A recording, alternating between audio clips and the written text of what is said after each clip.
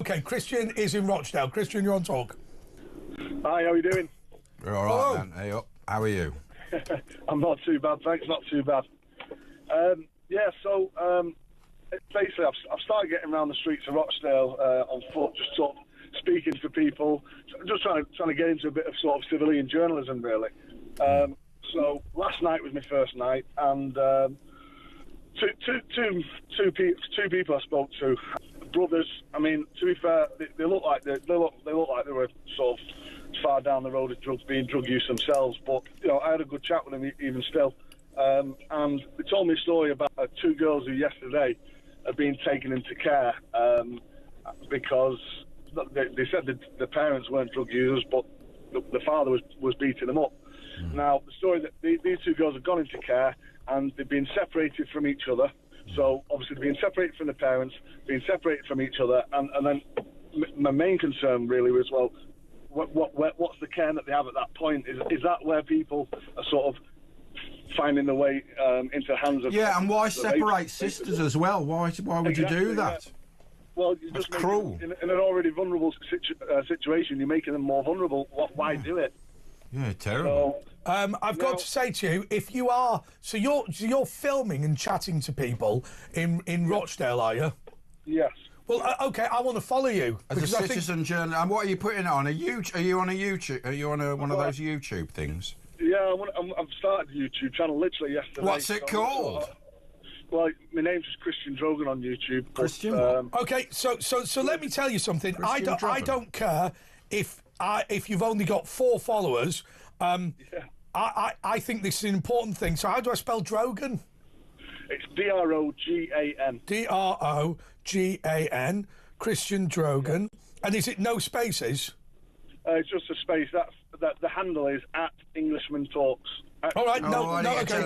We're looking at Christian Drogan, Englishman. All right. Well, I think we're That's going what you should have just said. That. Okay. Sorry, yes. All right. But no, I mean, to be fair, I've grown up in Rochdale all my life, and one of the things that I have, to be honest, I mean, it's a bit of a long shot, but I'm making roads into trying to become, in the next election, I'd like to become the next MP for Reform in Rochdale. But that's another story. Well, let me tell you. The most important thing you need to do, and take this from me because I know a little bit about it, and I'm sure Ash is going to agree. It doesn't matter that you've got 3 followers. It was 2 before, and now I'm the 3rd. What was it called again, Christian? What?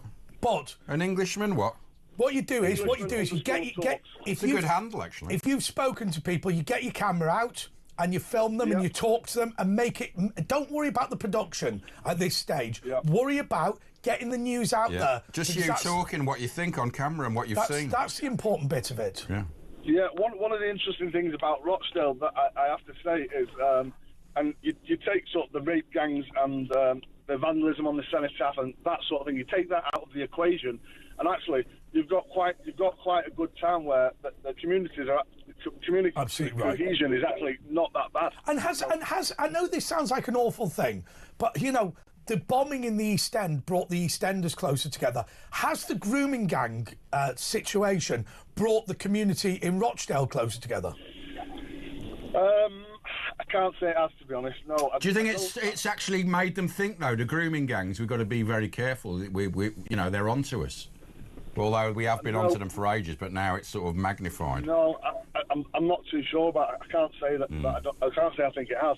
I think what it's done is it's made an elephant in the room around between the communities. That's all I can say. And do you think they'll try and make it drift away like they're trying? They just hopefully people forget. No, but when I say the community, I mean, look. There are clearly the Pakistani community has to do what it's going to do. I'm talking about, if you like, the indigenous white population. What are they? Has it brought them closer together? Well, I spoke to another lad last night. I mean, he went to school with.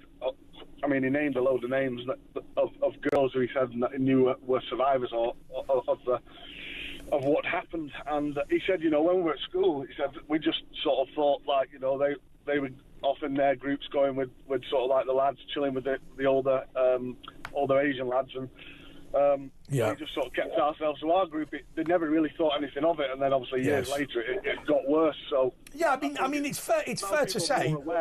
It's fair to say that what the police thought was going on, what the police quote unquote thought was going on, was that basically, look. A lot of these groomers are drug dealers. Let's just be blunt. They're criminals. They're drug dealers, right? And basically, these girls like hanging out with drug dealers. That's what they thought. Yeah.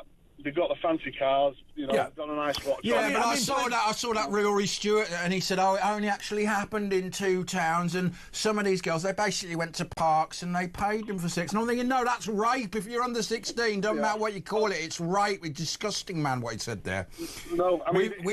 You've got now 5 subscribers, by the way, already. Lovely. 7 in total. You've doubled it just since you've been on air with us. Yeah, there's two sort of things going on, 2 angles. I mean, I actually spoke. This was last week. I spoke to a lady who was an unreported survivor of a groomer. Now, it wasn't a. I mean, it was statutory rape because she was underage. Yeah, just rape. She wants to remain anonymous, but she was underage. But she was groomed in the way that. Well, I mean, she ended up having a load of kids with the guy, and then, you know, once he'd finished having kids with her, he was nowhere to be seen, and he was a married man. This is unfortunately, Christian. This is unfortunately what's called in India the love jihad, which is these are not actually child rapists. The suggestion in India is, and this is India, not Rochdale. Well, they are child rapists. The suggestion is the motivation is not being a paedophile. The motivation is to have as many new Muslim children as possible. Now, I don't believe that's what's happening in Rochdale and Oldham, but I believe that there is something within the psychology of some of these crazed individuals who do not represent the majority, but I think that there are crazed people who are like that. It's not all of Pakistan. There's certain areas in Pakistan where these things are a prevalent thing. Yes. I think the Punjab is one, you know, there's certain areas of Pakistan where that doesn't go on.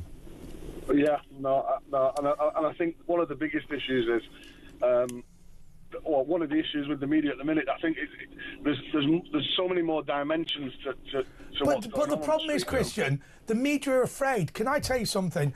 I organised the campaign for the first Muslim to become the mayor of a royal borough. Which was the Royal Borough of Windsor and Maidenhead.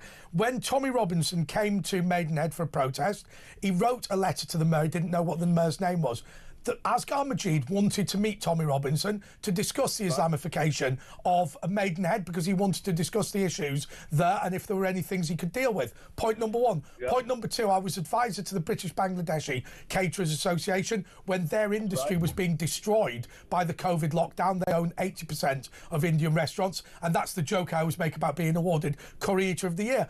I have no problem with Muslims or the Islamic contribution to this country, and I am confident when I say that it is not racist to say that just because you're Pakistani you shouldn't be allowed to rape a child. I'm confident in saying that. My problem is that Sir Peter Farhay, the former Chief Constable of the Metropolitan Police, would dearly love to lock you up for saying that a Pakistani doesn't have a right to be a paedophile. Well, that's the problem that we've got, isn't it? That's the problem we've got. By the way, we should lock up Sir Peter Farhay. Christian, thank you so much.